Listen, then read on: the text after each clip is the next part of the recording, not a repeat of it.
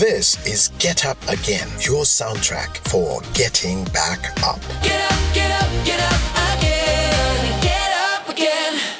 What do a deaf composer and a paralyzed president have in common? Their stories remind us that resilience doesn't always roar. Sometimes it whispers, "Try again." This is a short reflection about two people who did just that. Some were born with pain already written into their story. Others met it later, in a hospital room, on a battlefield, in a moment of unimaginable loss.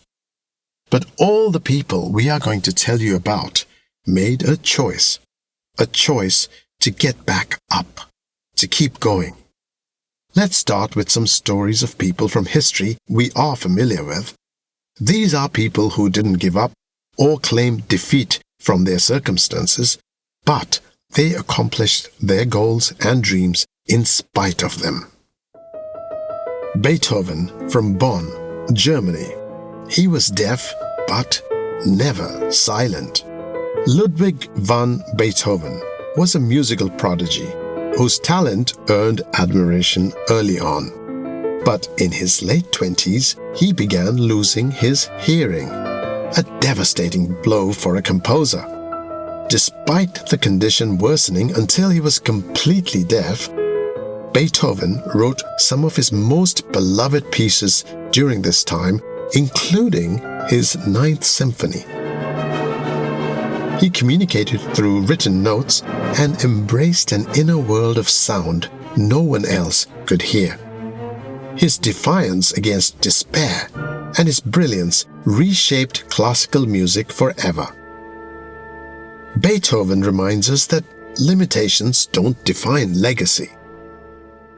Franklin D. Roosevelt, a U.S. president, was told he would never walk again, yet he carried a nation. FDR was born into privilege but faced his greatest challenge at age 39 when he contracted polio, which left him paralyzed from the waist down. Though doctors doubted he'd ever walk again, Roosevelt trained relentlessly and learned to stand with braces. He entered politics undeterred, eventually becoming the 32nd President of the United States. His leadership during the Great Depression and World War II is considered transformational, and he remains a symbol of resilience and hope to millions. Beethoven and Roosevelt didn't have easy roads, but they did choose to keep going. If you're in a hard place right now, we hope their strength speaks gently to yours. Take what you need, and when you're ready, rise.